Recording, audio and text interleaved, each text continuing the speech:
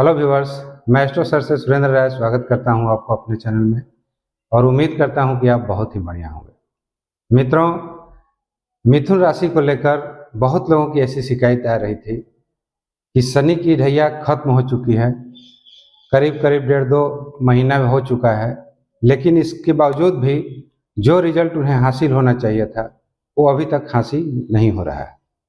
इसके पीछे आखिर कारण क्या है? नवम में 9 मेष है, दशम में 10 मेष है, इसके बावजूद भी हमें मुसीबतों का सामना करना पड़ रहा है। तो मित्रों, ज्यों ही 2023 का प्रारंभ हुआ, सभी एस्ट्रोलॉजरों ने मिथुन राशि को लेकर भूरी भूरी प्रशंसा की है। इसके पीछे कारण यही था कि शनि नवम भाव में जा रहे थे और दशम भाव में बृहस्पति जा रहे थे। दशम भाव में बृहस्पति के जाना कोई साधारण योग नहीं है। ये पंच महापुरुष राजयोगों में से एक का निर्माण कर रहे हैं, हंस योग का। उसी तरह से शनि का भी अपने खुद की राशि में जाना, वो भी नवम भाव में, ये भी कोई साधारण बात नहीं है। पूरी कुंडली को देखने के बाद ये पता चलता है कि बहुत ही अच्छा योग संयोग बना हुआ है मिथुन राशि वालों के लिए, लेकिन फिर भी कोई रिजल्ट नहीं आ रहा है। और इसी को देखते हुए सारे एस्ट्रोलॉजरों ने, यहाँ तक कि मैं भी, इस राशि वालों की भूरी भूरी प्रशंसा की थी और यही बताया था कि आने वाला वक्त, आने वाला समय आपके लिए बहुत ही बेहतरीन रहने वाला है। लेकिन ऐसा होते हुए नहीं दिख रहा है। आखिर इसके पीछे रीजन क्या है? आज मैं उन सारे कारणों पर प्रकाश डालूंगा कि ऐसा क्यों हो रहा है आखिर, जो कि होना नहीं चाहिए था। तो मित्रों, सबसे पहले आप इस कुंडली पर नजर डालें। हमने मुख्य ग्रह जो हैं उसी के बारे में चर्चा किया है। किसी भी कुंडली के लिए फलादेश करने के लिए ये जो शनि, राहु, केतु और बृहस्पति हैं, ये काफी होते हैं। तो साल का जो ही प्रारंभ हुआ 17 जनवरी को शनि मकर राशि से निकलकर ये आपके कुंभ राशि में चले गए। कुंभ राशि इनकी खुद की राशि है, ये भाग्य भाव है। भाग्य से व्यक्ति को बहुत कुछ देना चाहिए, लेकिन ये नहीं दे रहे हैं। दूसरा नंबर बृहस्पति दशम भाव में है। दशम भाव कैरियर का भाव होता है और बृहस्पति मिथुन राशि वालों के लिए 2 भावों का स्वामी होते हैं, एक सप्तम और दूसरा दशम। दशम भाव कैरियर का होता है, सप्तम भाव व्यवसाय का होता है, सप्तम भाव पति पत्नी का होता है। लेकिन किसी भी तरह का कोई भी पॉजिटिव रिजल्ट अभी तक देखने को नहीं मिल रहा है। हालांकि मिथुन राशि वाले जो 2-2.5 साल शनि की ढैया में गुजारे हैं, ये समय बहुत ही काफ़ी कष्टप्रद रहा है उनके लिए। इसके पीछे कारण एक और है कि इन्होंने पूरी अपनी कोरोना काल में ही अपना समय गुजारा है, अपनी शनि की ढैया को पार किया है।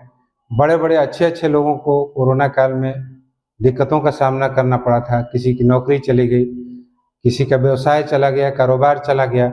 और वैसी स्थिति में शनि की ढैया से गुजरना ये कोई साधारण बात नहीं है। तो इतना तो जरूर मैं कह सकता हूँ कि जितना दुख मिथुन राशि वालों ने भोगा है, किसी और राशि वालों ने शायद ही भोगा होगा। तो शनि के 9वें भाव में आने के कारण भी कोई उचित फल नहीं मिल रहा है। बृहस्पति के 10वें भाव में रहने के कारण भी उचित फल नहीं मिला है। आखिर क्यों? हालांकि मैंने जब वर्ष का प्रेडिक्शन किया था 2023 के लिए, उसमें मैंने थोड़ा बहुत इंडिकेट किया था। अगर आपने उस वीडियो को नहीं देखा है तो कृपया कर जाकर जरूर देख लें, कुछ न कुछ आपको क्लू मिल जाएगा। लेकिन यदि नहीं भी देखे हैं तो मैं यहाँ पर ये चीज़ बता रहा हूँ। सबसे पहले तो हम शनि के बारे में चर्चा कर रहे हैं। शनि की तृतीय दृष्टि आपके लाभ भाव पर पड़ रही है और यहाँ जो मेष राशि है, ये मेष राशि शनि के लिए नीच की हो जाती है। तो किसी भी व्यक्ति का जो आर्थिक संबंध होता है वह लाभ से ही होता है। लाभ अगर हमारा रुका हुआ रहे, अच्छा नहीं रहे, नहीं आए पैसा रुपया, तो निश्चित है कि बहुत समस्याओं का सामना करना पड़ेगा। तो शनि कुछ इसी तरह का फल यहाँ पर दे रहे हैं। ये अपनी तृतीय दृष्टि से लाभेश को देख रहे हैं और लाभ भाव को किसी न किसी तरह से रोकने की कोशिश कर रहे हैं। और दूसरा कारण यह है कि शनि जी ही 17 जनवरी को ये मकर से कुंभ राशि में आए हैं, उसी समय थोड़ी ही दिन बाद ये अस्त हो गए। सूर्य के चलते अस्त हो जाने के कारण इनका जो पर्टिकुलर फल होना चाहिए था या देना चाहिए था, वो ये नहीं दे पा रहे हैं। लेकिन ये अस्त ज़्यादा दिन तक नहीं रहेंगे। ये मार्च महीने में ही ये जो अस्त थे उदय हो जाएंगे, और उदय होने के साथ साथ भले ये एकादश भाव में उतना अच्छा फल ना दें, लेकिन ये जिस भाव में बैठे हुए हैं उस भाव का ये अच्छा फल आपको करना चालू कर देंगे। इसी मार्च माह से ये आपका कुछ ना कुछ अच्छा होना चालू हो जाएगा। अब ये जो नवम भाव है वो आपको क्या दे सकता है, तो भाग्य से रिलेटेड जितने भी आपको चीज मिलने वाले हैं, किसी भी चीज में यदि आपका व्यवधान आ रहा होगा, रुका होगा किसी कारण से, तो वह काम में आपको सफलता मिलेगी और उस काम की होने की पूरी पूरी संभावना है। और दूसरा कारण बृहस्पति का जो नहीं फलित होने का कारण है, इसके पीछे कारण है कि ये बृहस्पति पाप कर्तरी योग के प्रभाव में आ चुके हैं। पीछे शनि है और इनके आगे राहु है। तो जब भी कोई दो क्रूर ग्रहों के प्रभाव में कोई एक सॉफ्ट ग्रह आ जाता है तो उसे पाप कर्तरी योग का प्रभाव बोला जाता है।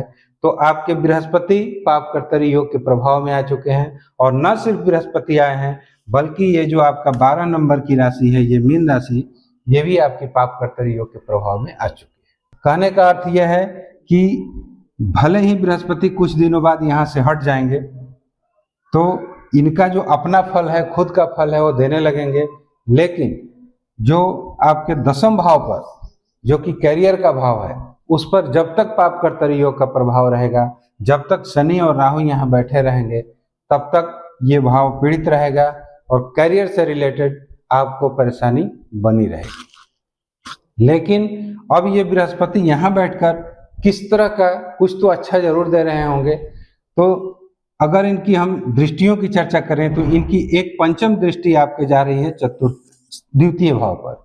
द्वितीय भाव में आपका कर्क राशि है। कर्क राशि उनके लिए ऊंच की राशि हो जाती है।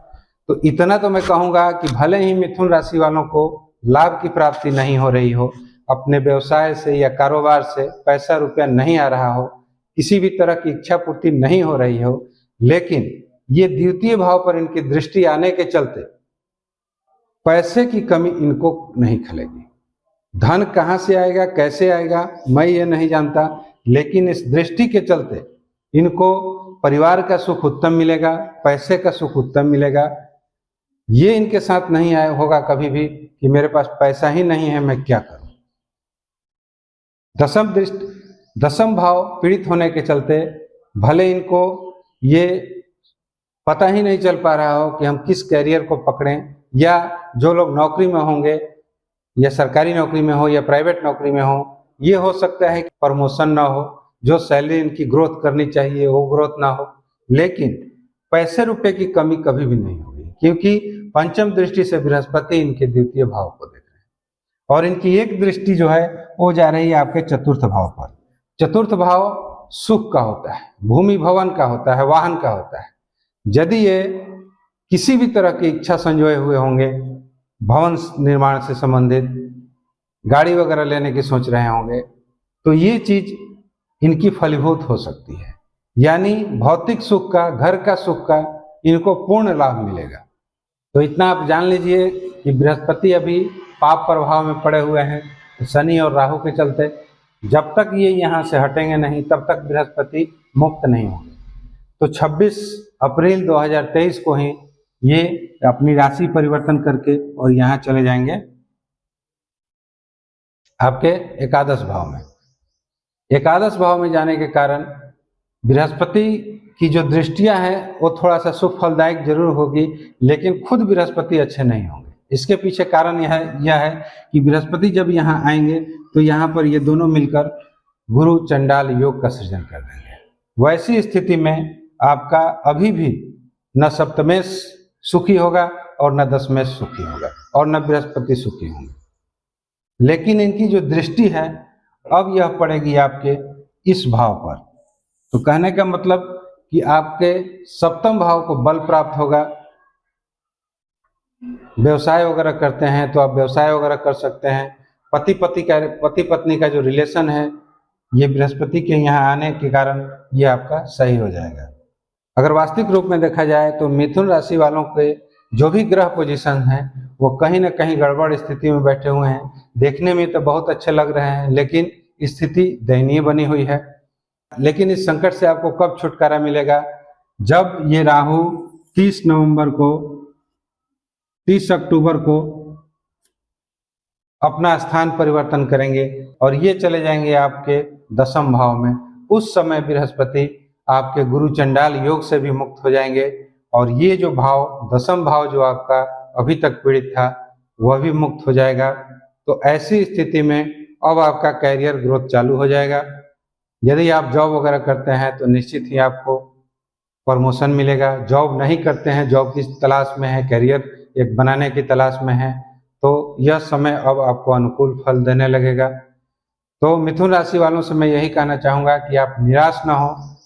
भले ग्रह पोजीशन धैया के बाद उतना सही नहीं है, लेकिन धीरे धीरे करके अब आपको ग्रोथ मिलना चालू हो जाएगा। हो सकता है ये साल गुजर जाए, साल के अंत में ही मिले, लेकिन इसके बाद आने वाला 2-2.5 साल आपके लिए बहुत ही बेटर साल रहने वाला है, इतना तो मेरा दावा है। तो मित्रों, आज के लिए इतना ही। यदि मेरा कंटेंट अच्छा लगे, वीडियो अच्छा लगे तो कृपया लाइक, शेयर और सब्सक्राइब जरूर कीजिएगा। Thanks for watching. नमस्कार।